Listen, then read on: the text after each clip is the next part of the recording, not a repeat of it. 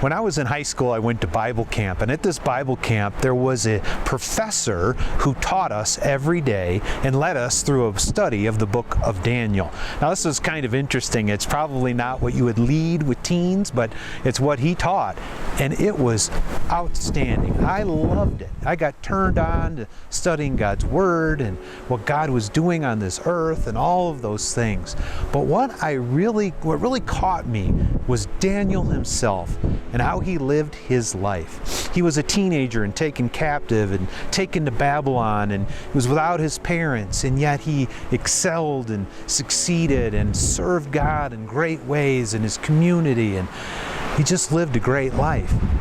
And what really impressed me about Daniel was, although there were times where he could have taken credit for things, he never did. He was humble, he was selfless, and he lived his life according to the pivot point we're going to talk about today. And it's this: that when the world points to godly people point to Christ. And that's what Daniel did. Throughout the book of Daniel, we see him doing things where he could have said, yeah, look what I've done, but he continually points to Christ. One story in Daniel chapter 2 is Nebuchadnezzar, perhaps the greatest king the earth has ever seen, had a dream, and he couldn't interpret it, and it vexed him, and he was concerned about him. And so he went to his leaders and said, can we find someone who can interpret dreams? And they brought to him Daniel, this young guy, this guy who wasn't a Babylonian. And Daniel came and said, I can interpret that dream. Listen to what he said in Daniel chapter 2, verse 27. He says, no wise men, enchanters, magicians, or astrologers can show to the king the mystery that the king has asked. But there is a God in heaven who reveals mysteries, and he has made known to King Nebuchadnezzar what will happen in these latter days. Notice Daniel doesn't say, I can interpret the dream.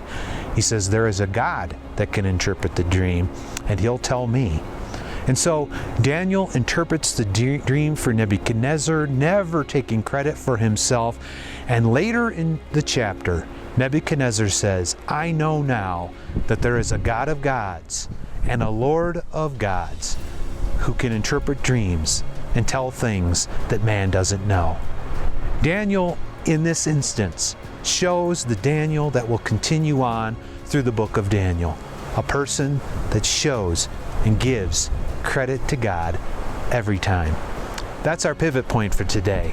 For us in our life, we can take credit, and maybe we don't do it to other people, but we do it within ourselves, patting ourselves on the back of what we have done, what we have accomplished. And the reality is, we should always be pointing to Christ.